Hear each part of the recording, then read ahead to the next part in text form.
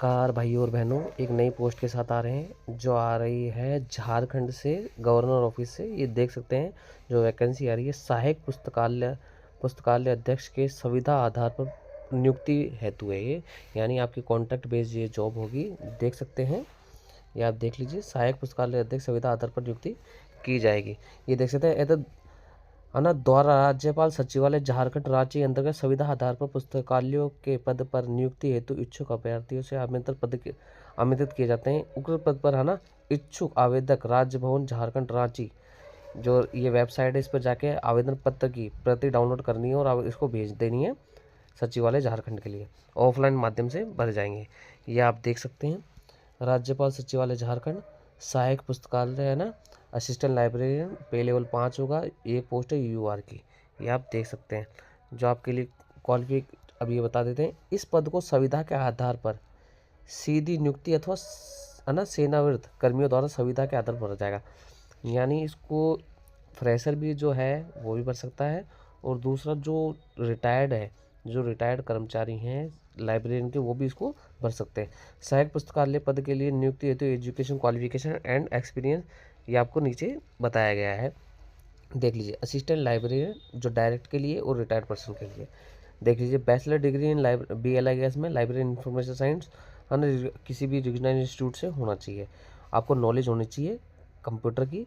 अब देखिए, experience, 2 year experience in library for central government, state government, PSUs, है ना, या किसी भी आप होना चाहिए। जो अगली देख लेते हैं, आपसे BLIs मांगी गई है, कंप्यूटर नॉलेज मांगा गया है, और retired for the post of librarian, assistant librarian for any other, है ना, पोस्ट या ऑफिस, है ना, इंस्टीट्यूट सेंट्रल गवर्नमेंट या स्टेट गवर्नमेंट से आप रिटायर्ड होना चाहिए।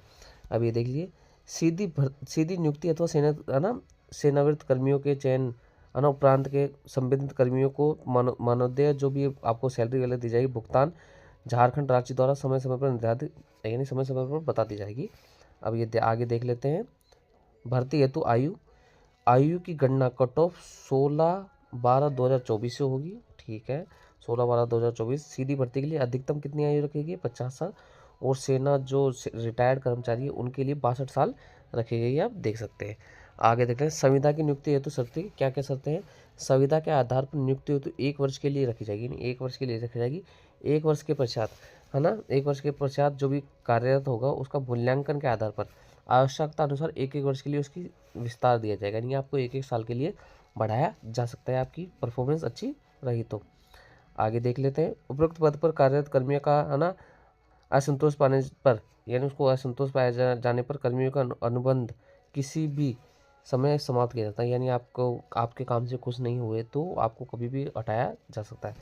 राज्यपाल सचिवालय आवश्यकता अनुसार विज्ञापन की शर्तों में संशोधन कर सकता है। राज्यपाल जो वहाँ से निकाला गया है नोटिफिकेशन, उसमें कभी भी संशोधन कर सकता है।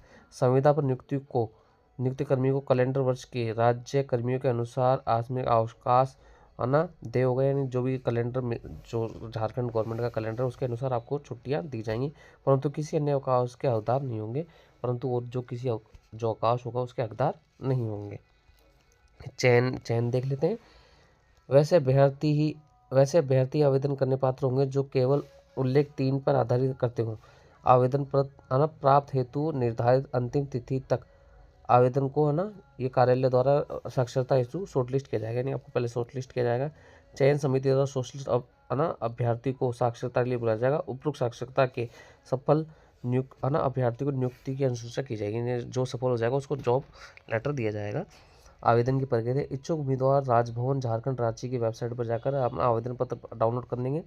आवेदन मेरिट पत्र पर स्वयं के, है ना, जो भी अपने साइन वगैरह करके भर सकते हैं। आवेदन पत्र के साथ मैट्रिकुलेशन प्रमाण पत्र, योग्यता, कार्य अनुभव और सारे कुछ आपको लगाने हैं।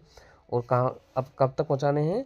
16/12/2024 तक आपको इसको पहुँचा देना है ना। अमान्य किसी प्रकार की ना अनजाने में किसी प्रकार की त्रुटि की, यानी किसी प्रकार की गलती हो जाती है तो उसमें अमान्य हो जाएगा आपका। चयन प्रक्रिया में होने वाले किसी विवाद राज्यपाल सचिवालय का अंतिम निर्णय होगा। यानी राज्यपाल ही इसका अंतिम निर्णय करेंगे।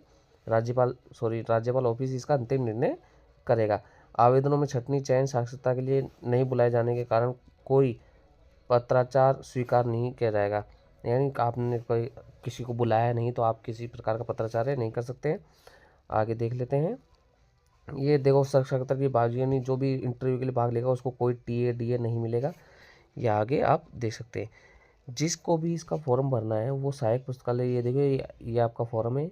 इसमें फॉर्म भरकर आप अपना जो भी एक्सपीरियंस सर्टिफिकेट है या क्वालिफिकेशन है 10 12 है ना, BLIS ग्रेजुएशन और आपका एक्सपीरियंस सारे कुछ आपको लगा के